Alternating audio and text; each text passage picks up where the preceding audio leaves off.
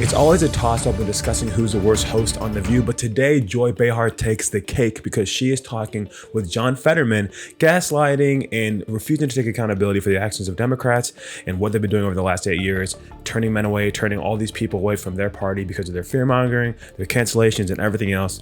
It's absolutely insane. But before we get into that, I want to remind you guys to subscribe to Resist the Mainstream to ensure to YouTube that you're enjoying our videos and so that they will continually show up on your feed and then push it out to more people.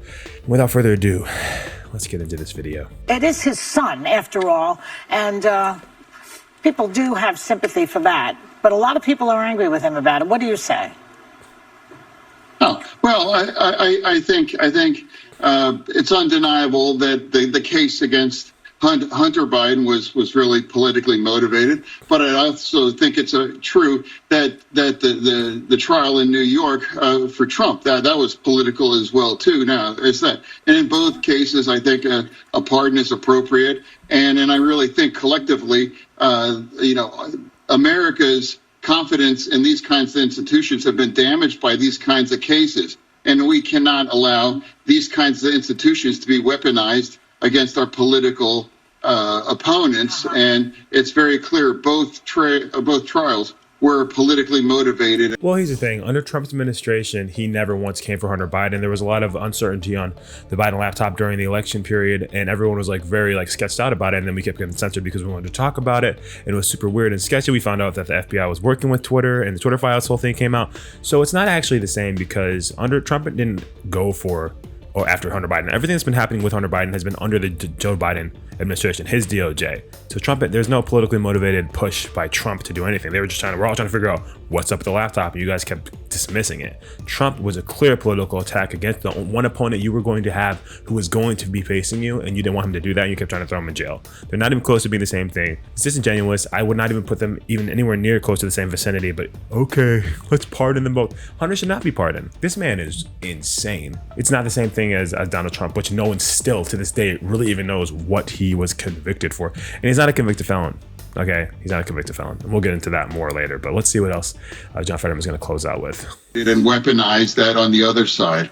They'll say that about the J6 people too, though, right? That's what they're going to say on the other side. That is weaponized also. I'm not referring to that. I'm talking about the New York trial, and now the Democrats on our side there were some that were gleeful, calling it now he's a convicted felon and those things, and now for our party we were talking about criminal justice, and we're now talking about second chances, and now all of a sudden now you're like, well, he's a convicted felon and all these things.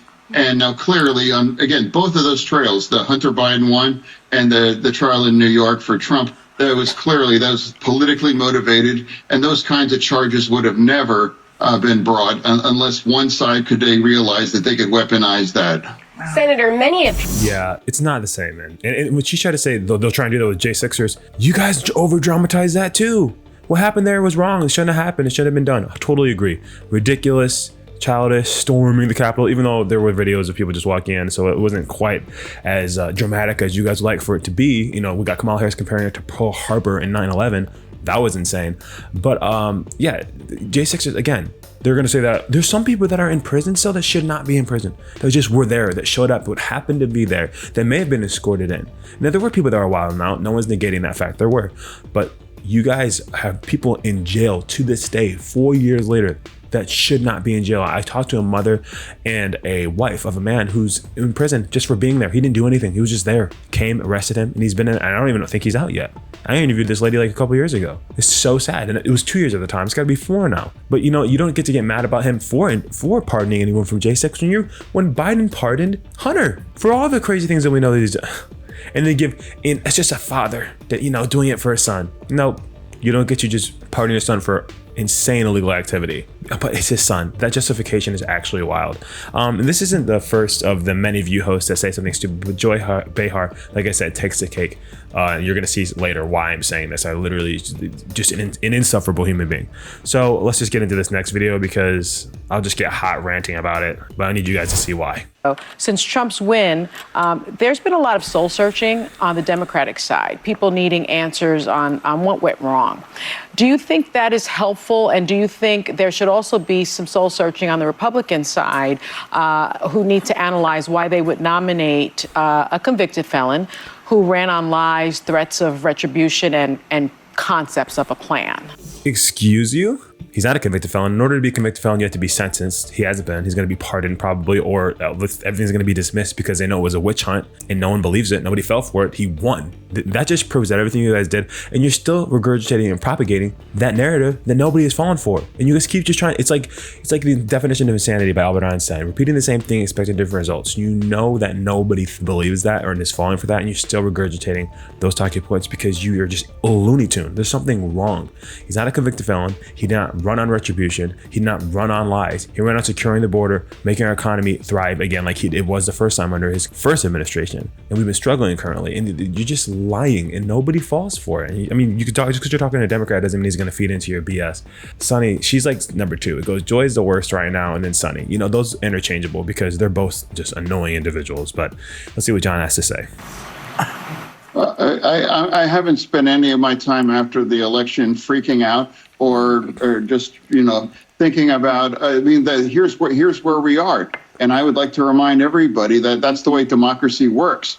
I was warning people that before the election that, you have the risk. If Trump wins, then he's going to get the House. He's going to have the Senate. And now you have the Supreme Court with a strong conservative slant now, too. So here's we are. And for the next 2 years, Trump and the GOP is going to be able to drive this narrative. That's undeniable. That's a fact as well, too. And the last, kind of like that emergency break right now is the filibuster in the Senate. And then otherwise, they'll be able to just run any kinds of laws through Congress. And now the Supreme Court would likely back them up as well, too. Senator Fetterman, I enjoyed you on Joe Rogan. I thought you had some really interesting insights on the election. And one of the things that you've discussed is how Democrats lost some gains that they needed to make with young men across the board. And you said that there was a perception that they could be condescending or insulting. Can you explain what you meant by that? And how do you think Democrats need to be talking to men in a way that perhaps they weren't this cycle? Oh, yeah, no, I mean, it's become more and more difficult. It forces men to kind of choice, can I really remain a Democrat? And some of the kinds of the tone in those kinds of situations, it's undeniable. No, you can't when people keep telling you you're the villain, you're the problem, the patriarchy, just completely crapping on men for the last 8 years. Yeah, of course they're going to be like, all right, fine, let me go to the side that actually thinks I'm a human being and wants to respect me for just living. You hate me for being. I didn't do anything. We're all different. We're individuals. It's something that we need to focus on more. Everyone's an individual. We don't just sit there and throw blame on a demographic that's so diverse in thought and feelings and desires and wants and needs. It's insane. They just throw them all. You're a man, so this is your thought pattern. This is your thought process. This is who you are. You're a woman. This is how you feel. You're a victim. You've been assaulted, you've been whatever. It's just, everyone's different. Everyone has different experience. Everyone has different experiences. But no, you like to group everyone with groupthink, identity politics, all that stuff. And it's like men have been just completely disregarded and disrespected throughout all of that, and they're over it. And that's why so many men were voting for Trump. I mean, there were studies coming out a couple years ago about how young men are trending conservative. Of course, sucks to suck, but I'm grateful for it. I'm glad Trump won, and I'm glad men are becoming men again. I've witnessed that over the last 8 years. And Trump has a really strong connection with a lot of these unions as well now, too. And it was very clear that we've lost a lot of that. That migration has already been well underway. And here we are now. And now whether it's bros or the manosphere and all these, clearly those are negative kinds of terms. And if you talk down with them or you make them part of the problem, or it's all because of you and your fault, then of course they're going to find an alternative, and that's what they've done that. And I believe in having a conversation on anyone that's playing it straight. I'm delighted. I'm happy to be on your show. Or The View does not play straight. Stop playing, John. With Joe Rogan, I'm a fan of his as well too. Or Bill Maher. All of these people.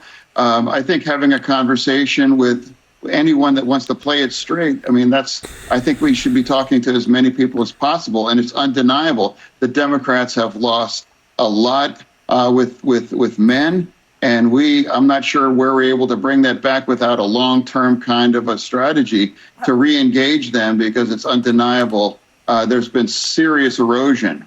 Well, there have been This is going to be the most annoying, what is the word? What's a proper word to explain what Joy Behar is about to say? Just disingenuous, dismissive, just losing faith in humanity type response you're going to hear from Joy Behar about how the Democrats need to do in terms of approaching men in the future. Listen to what she says. Social forces at work for many years. Women have advanced and a lot of guys have not. And we need to address that, I think, before we can say what the Democrats have to do. But let me ask you this. Oh, I cannot stand that woman. Yeah, so there's been many studies, social studies, or it's not social studies like geography, or not history. It's insane.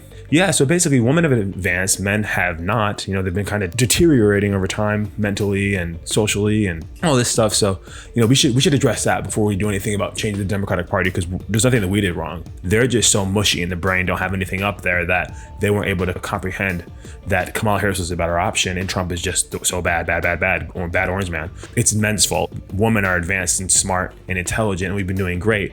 And so that's why we knew the right side. And so the only reason why we lost is because of incompetency on the other side. And that's why you're going to keep losing, because he just said that you've been disenfranchising men, and that's why they turned away from you. And you're just saying, well, you're stupid and you're wrong. And so we should deal with you being stupid and wrong first. I can't stand her. I really cannot stand her. But hey, we won, and we're going to keep winning with that mentality. It's not going to work anymore. People are over it. They're sick of being insulted. They're sick of being called names. And it's like, okay, cool. I'll go back to the low gas prices, the lower grocery prices, to a secure border. And I'll pick the mean orange man, because we're sick of this. And so am I. I was always rocking with Trump, but I'm so grateful to see that the country has too. 76 million votes, guys. I'm a 77. Popular vote and electoral college. So sucks to suck view. And you really do suck. But if you guys enjoyed this video, make sure that you subscribe to Resist the Mainstream and that you are commenting thoughts below. I really want to know what you guys are thinking. I cannot stand the view, and I cannot say that enough. But I'll see you guys on the next one. Peace.